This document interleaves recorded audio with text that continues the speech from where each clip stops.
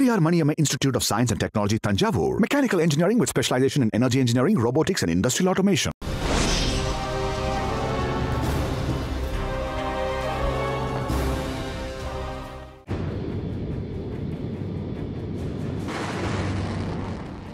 Iran மீது இஸ்ரேலின் விமானப்படை மேற்கொண்ட ஆபரேஷன் ரைசிங் லயன் படை நடவடிக்கையை தொடர்ந்து அமெரிக்க அதிபர் டொனால்ட் ட்ரம்ப் ஈரானை நோக்கி ஒரு கோரிக்கையை முன்வைத்திருந்தார். அனைத்தையும் இழப்பதற்கு முன்னர் ஒரு உடன்பாட்டுக்கு வந்துவிடுங்கள். இதுதான் ஈரானின் தலைமையை நோக்கி அவர் விடுத்த கோரிக்கை. ஏற்கனவே ஏராளமான இழப்புகள், சேதங்களை ஈரான் சந்தித்துவிட்டது. அடுத்து ஈரான் மீது நடாத்துவதற்கு இஸ்ரேலினால் திட்டமிடப்பட்டுள்ள தாக்குதல்கள் இதனை விட மிக மோசமானதாக இருக்கப் போகின்றன. இதுதான் உங்களுக்கான இறுதி வாய்ப்பு. இப்பொழுதாவது ஒரு உடன்பாட்டுக்கு வந்துவிடுங்கள். காலம் கடந்து அனைத்தும் முடிந்துவிடும் ஒரு நிலை வருவதற்கு முன்னர் அதனை செய்யுங்கள் என்று டொனால்ட் ட்ரம்ப் ஈரானிடம் கோரிக்கை முன்வைத்திருந்தார். ஈரானிடம் டொனால்ட் ட்ரம்ப் முன்வைத்தது கோரிக்கையா, எச்சரிக்கையா அல்லது மிரட்டலா என்பதை கடந்து அவரது கூற்றில் மறைந்திருந்த ஒரு வசனத்தை நாம் கவனத்தில் எடுத்தாக வேண்டும். அதாவது, இஸ்ரேலின் முதல் கட்ட தாக்குதலுக்கு பின்னர் இஸ்ரேல் மேற்கொள்ள இருக்கின்ற தாக்குதல்கள் பற்றி அவர் கூறியிருக்கின்றார். அந்த தாக்குதல் நேற்றைய தினம் இஸ்ரேல் மேற்கொண்ட தாக்குதலை விட மோசமான தாக்குதலாக இருக்கப் போகின்றது என்றும் அவர் குறிப்பிட்டிருந்தார். ஆபரேஷன் ரைசிங் லயன் படை நடவடிக்கை ஆரம்பமான சில மணி நேரங்களின் பின்னர் உரை நிகழ்த்தியிருந்த இஸ்ரேலிய அதிபர் பெஞ்சமின் நெதன்யாகு தமது அந்த படை நடவடிக்கை பல நாட்களுக்கு தொடர இருப்பதாக தெரிவித்திருந்தார். ஆக, ஈரான் மீதான இஸ்ரேலின் படை நடவடிக்கை மேலும் விரிவடைந்து இன்னமும் மூர்க்கமாக மாறப்போகின்றது என்பது மாத்திரம் தெளிவாக தெரிகின்றது. இஸ்ரேலின் இந்த அச்சுறுத்தலை ஈரான் எப்படி எதிர்கொள்ளப் போகின்றது? ஈரானின் பதில் நடவடிக்கை எவ்வாறு அமையப் போகின்றது? இஸ்ரேல் மீதான ஈரானின் யுத்தம் எப்படியான தாக்கத்தை இஸ்ரேலுக்கு ஏற்படுத்தப் போகின்றது? நேற்று இரவு ஈரான் பாலிஸ்டிக் ஏவுகணைகள் கொண்டு இஸ்ரேலை தாக்கியிருந்தனவே, இஸ்ரேலுக்கு ஏற்பட்ட சேதங்கள் என்ன? அந்த தாக்குதல் சொன்ன செய்திகள் என்ன? இந்த விடயங்கள் பற்றியெல்லாம் பார்ப்பதற்கு முன்னதாக தற்பொழுது வெளிவந்து கொண்டிருக்கின்ற இஸ்ரேலின் முதல் கட்ட தாக்குதலின் காத்திரம் பற்றி சுருக்கமாக பார்த்து விடுவது நல்லது என்று நினைக்கின்றேன். இஸ்ரேலின் 200 விமானங்கள் ஈரானுக்குள் நுழைகின்றன. ஈரான் போன்ற ஒரு பிராந்திய வல்லரசின் தேசத்தினுள் எதிரியின் 200 விமானங்கள் நுழைந்த போது எந்தவிதமான எதிர்ப்பும் ஈரான் தரப்பில் இருந்து வெளிப்படுத்தப்படவில்லை. ஈரானின் முக்கிய நிலைகளில் நிலைநிறுத்தி வைக்கப்பட்டிருந்த ஈரானின் அத்தனை விமான எதிர்ப்பு பொறிமுறைகளும் செயலிழந்து காணப்பட்டன. ஏற்கனவே பல மாதங்களுக்கு முன்னர் ஈரானுக்குள் ரகசியமாக நுழைந்து நிலையெடுத்திருந்த இஸ்ரேலிய மொசாட் அணிகள் தாக்குதல் இடம்பெறுவதற்கு சில நிமிடங்களுக்கு முன்னர் ஈரானின் விமான எதிர்ப்பு பொறிமுறைகளை செயலிழக்க வைத்திருந்தார்கள். ரகசியமாக ஈரானுக்குள் கடத்தி வரப்பட்ட தாக்குதல் ட்ரோன்களை பாவித்தும் சைபர் தாக்குதல்களை மேற்கொண்டும் ஈரானின் அத்தனை விமான எதிர்ப்பு பொறிமுறைகளும் செயலிழக்க வைக்கப்பட்டிருந்தன. ஈரான் வான்படையின் எந்த ஒரு விமானமும் மேலெழுந்து இஸ்ரேலிய விமானங்களை தடுத்து நிறுத்த முயலவில்லை. ஈரானுக்குள் நுழைந்த இஸ்ரேலிய விமானங்கள் அத்தனையும் தமது இலக்குகளை துல்லியமாக தாக்கிவிட்டு திரும்பிச் சென்றிருந்தன. ஈரானுக்குள் சாவகாசமாக உள்நுழைந்த இஸ்ரேலிய விமானங்களின் இலக்குகள் அத்தனையும் கச்சிதமாக வரையறுக்கப்பட்டிருந்தன. எந்தெந்த இலக்குகள் மீது தாக்குதல் நடத்த வேண்டும், எந்தெந்த ஈரானிய படைத்துறை அதிகாரிகளை தாக்கி அழிக்க வேண்டும், எந்தெந்த அணு விஞ்ஞானிகள் குறிவைக்கப்பட வேண்டும், எங்கெங்கே அணு செறிவூட்டும் நிலையங்கள் இருக்கின்றன, எங்கெங்கே ஈரானின் பாலிஸ்டிக் ஏவுகணைகள் சேமித்து வைக்கப்பட்டிருக்கின்றன, அத்தனையும் கணிப்பிட்டு அந்த விமானங்கள் தாக்குதல்களை மேற்கொண்டிருந்தன. குறிப்பாக இஸ்ரேல் குறிவைத்த ஈரானின் ராணுவ தளபதிகள் இஸ்ரேல் விமானங்கள் அங்கு வந்தபோது எங்கெங்கே தங்கியிருந்தார்கள் என்கின்ற துல்லியமான தகவல்கள் கூட விரல் நுனியில் அவர்களிடம் இருந்திருக்கின்றன. இஸ்ரேல் ஆபரேஷன் ரைசிங் லயன் என்று பெயரிட்டு தனது படை நடவடிக்கையை ஆரம்பித்து சில நொடிகளில் ஈரான் படைத்துறையின் அத்தனை தலைகளையும் வெட்டிச் சாய்த்து விட்டிருந்தார்கள். உலக போரியல் வரலாற்றில் இதுபோன்ற ஒரு ஆரம்பகட்ட வெற்றியை உலகின் எந்த இராணுவமும் இதுவரை பெறவில்லை. எதிரியின் தலையில் அடித்து ஒரே இரவில் அந்த எதிரியின் போர் வலுவை பல மடங்கு பின்னோக்கி நகர்த்திச் சென்றதில் இஸ்ரேல் பெற்றுள்ள வெற்றியை உலகமே வியந்து பேசுகின்றது.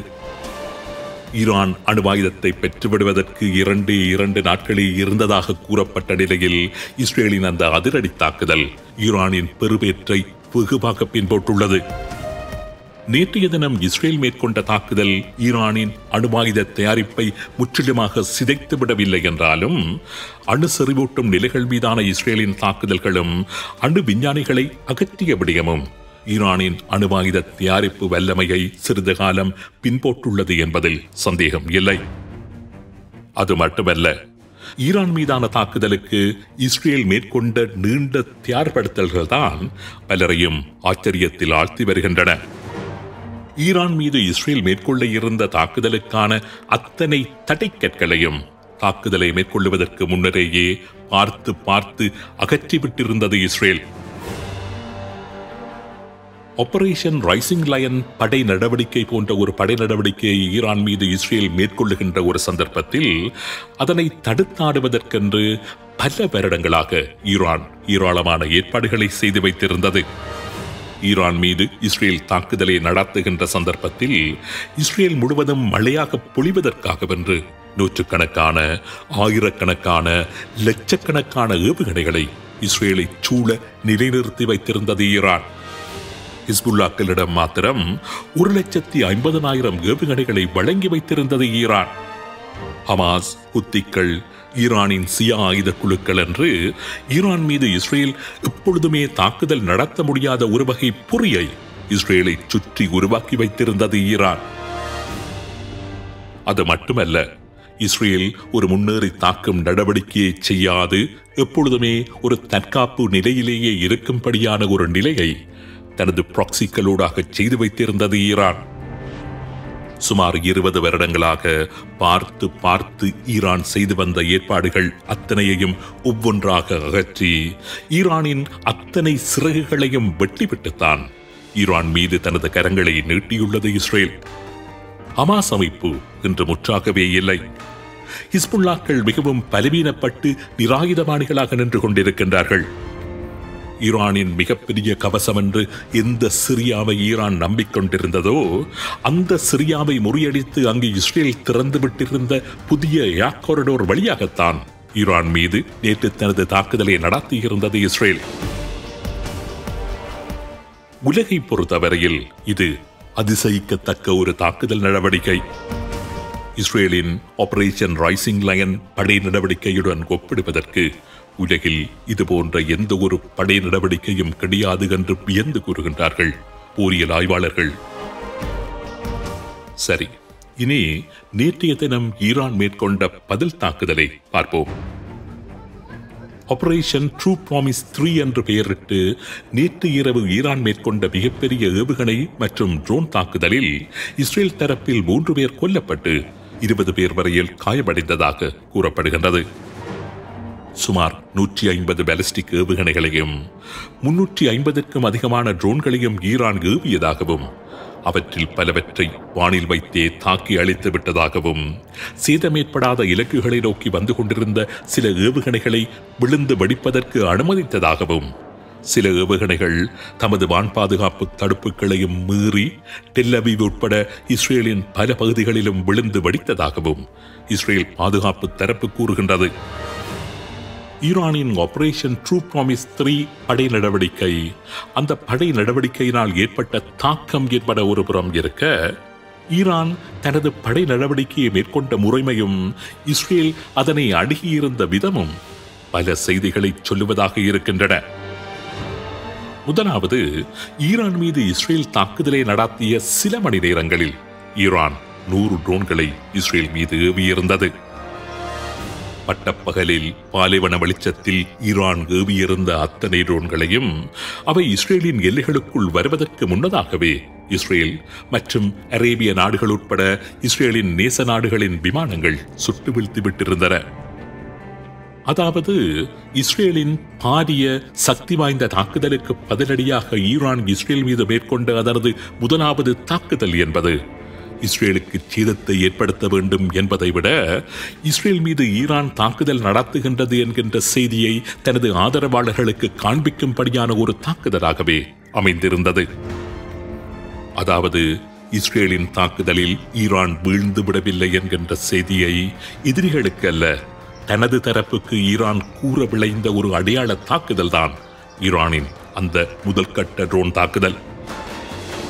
நேற்றைய இரவு ஈரான் மேற்கொண்ட பாலிஸ்டிக் ஏவுகணை தாக்குதல் கூட கிட்டத்தட்ட அதே போன்ற ஒரு நோக்கம் கொண்ட தாக்குதல் தான். இன்னும் கூறப்போனால் இஸ்ரேல் எதிர்பார்த்து காத்திருந்த ஒரு தாக்குதலைத்தான் ஈரான் நேற்று இரவு இஸ்ரேல் மீது மேற்கொண்டிருந்தது. ஈரான் இதுபோன்ற ஒரு தாக்குதலை இஸ்ரேல் மீது மேற்கொள்ளும் என்று இஸ்ரேல் பகிரங்கமாகவே கூறியிருந்தது. அப்படி கூறிய இஸ்ரேல் அதற்கான ஏற்பாடுகளுடன் காத்திருக்கும் என்பதும் யதார்த்தம். அப்படி இருக்க அவசரமாக இஸ்ரேல் மீது, அதுவும் இஸ்ரேல் எதிர்பார்த்து காத்திருந்த நேரத்தில் அந்த தாக்குதலை ஈரான் மேற்கொண்டதானது இஸ்ரேலுக்கு சேதம் விளைவிப்பதை விட தனது தரப்பை திருப்திப்படுத்துவதை நோக்கமாக கொண்டது என்பதையே வெளிப்படுத்துவதாக இருந்தது. ஒரு வகையில் ஈரானின் பலவீனமாகவே இதனை பார்க்க வேண்டியிருக்கின்றது.